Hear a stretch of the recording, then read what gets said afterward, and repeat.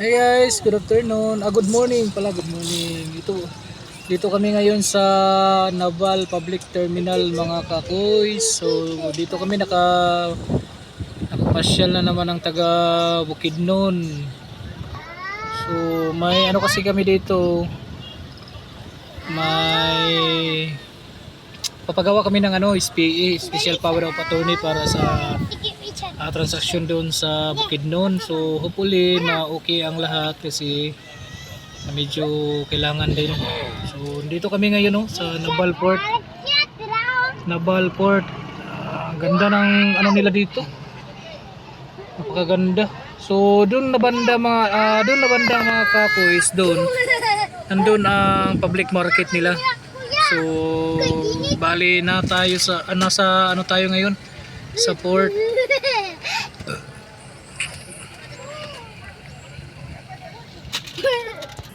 So dito mga kakoys, grabe sobrang ganda oh. Sobrang ganda talaga dito sa Naval. So kung papalarin mga kakoys, kung papalarin dito na kami. Dito kami titira. Lipat kami dito sa Naval. So dito din kasi nakatira yung partner ko, asawa ko. Sa Biliran sa kanila, Langgao. So malapit lang. So baka swertihin tayo makapag tayo ng malaki-laki rin na budget. So dito na tayo. So ma-miss ka dito mga kakoys kasi napakaganda, kalinaw ng dagat nila. Parang sa Palawan din. Yes, meron. Daming barko. Mga pasayruhan. Dito na sila mami. Dito na. So, again, nakapasyal din ng mga taga Bukidnon dito. Naval Public Terminal. Public Terminal pala. Kala ko Naval Public Market. Doon sa dulo mga kakuis, doon. Yun know.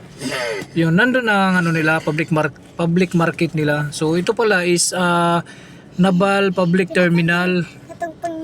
So kaya pala, so dito tayo. Okay. So wala pa yung hinintay namin, tagal. Dito kami nakapark. Walang kahoy-kahoy dito. Grabe, sobrang init mga kakoys.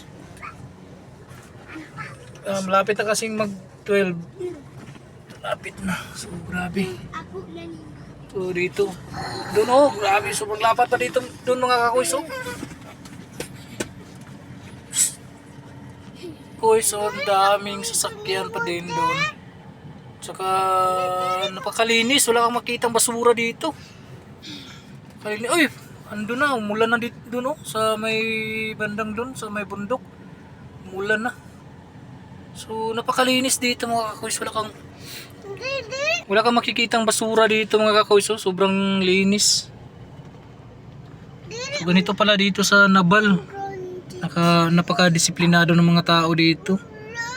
Yun may mga pasayruhan din Kaibiran, Kabukgayan, Kulaba. Transport Cooperative, I love Biliran. Alright. Okay, thank you so much mga kakoys.